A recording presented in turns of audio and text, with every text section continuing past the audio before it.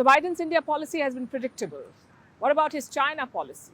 Well, not so much. He knows exactly what China is trying to do, replace the US as the leading world power. But on policy, he's blown hot and cold. This week, Joe Biden dispatched his Secretary of State to Beijing. The idea was to patch things up. But the very next day, Biden called Xi Jinping a dictator. So what's he playing at? This sort of ambiguity has been a feature of Biden's China policy. One day he says he will uphold the one China policy. The next day he says he will defend Taiwan. So the Chinese are left guessing. Now this ambiguity could signal two things. Either Biden is playing a strategic game of keeping China confused, or he's just gaffing a lot. Now it's a nightmare for America's partners and allies. I'll give you an example. The New Zealand Prime Minister says he disagrees with Biden's dictator remark. He's preparing to visit China soon. So naturally, he had to disagree. Now, you can't send warships and submarines to the Pacific and then you say you want just competition. But that's exactly what Joe Biden is doing right now. On Tuesday, a US Coast Guard ship sailed through the Taiwan Strait. Washington called it routine. China called it public hype. My point is, Joe Biden needs to spell out his policy.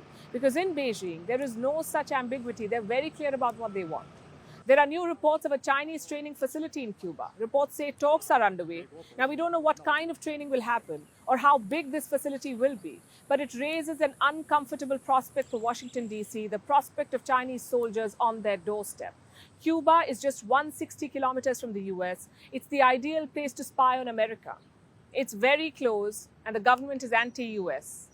You would know Cuba is a communist country, so they have strong relations with the Chinese. Just 10 days ago, there was another report. It said China is already using Cuba to spy on the US. Apparently, this has been happening since 2019. Antony Blinken raised this issue in Beijing. He says he conveyed his concern to China. Listen in. Made very clear that we would have deep concerns about PRC intelligence or military activities in Cuba. This is something we're going to be monitoring very, very closely, and we've been very clear about that. And we will protect our homeland. We will protect our interests. Blinken says the White House will protect its interests. I'm sure they will. The question is how. America has a very rigid policy called the Monroe Doctrine. It was outlined way back in the year 1823. What does this doctrine say? That the US will dominate the Western Hemisphere. No form of imperialism or military presence will be tolerated. And no, this is not an academic theory. American presidents have wielded the Monroe Doctrine. The biggest example, in fact, actually involves Cuba. In 1962, the US found ballistic missiles on the island. It was the Soviet Union's doing. Then President Kennedy threatened to use military power. The world was very close to a nuclear war. We call it the Cuban Missile Crisis. Eventually, a deal was struck. The Soviets removed missiles from Cuba. In return, the US removed missiles from Turkey. Another example is Ronald Reagan. He was president in the 1980s. Reagan used the Monroe Doctrine to intervene in El Salvador and Nicaragua. George H.W. Bush, the senior Bush, did the same in Panama. Do you see the trend here?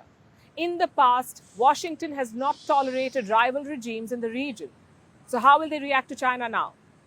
I guess we'll have to wait and see. Very little is known about these facilities in Cuba as of now. It's not even clear whether a deal has been struck. Well, if and when that happens, it would signal a new chapter in this rivalry, a more dangerous chapter. Until now, China only projected power in the South China Sea. Beyond that, their capabilities were in doubt, untested. But recent events make you wonder what's going on. In the month of May, a Chinese fighter jet flew dangerously close to a US plane. It was called an aggressive move. In the first week of June, a Chinese warship cut across a US one. And this happened in the Taiwan Strait. And now we are hearing of military bases in Cuba put together. What does all of this tell you? China is more bold and defiant. Perhaps Xi Jinping is getting impatient. Well, whatever the reason, it's something that Joe Biden cannot ignore. He needs a clear-cut policy on China.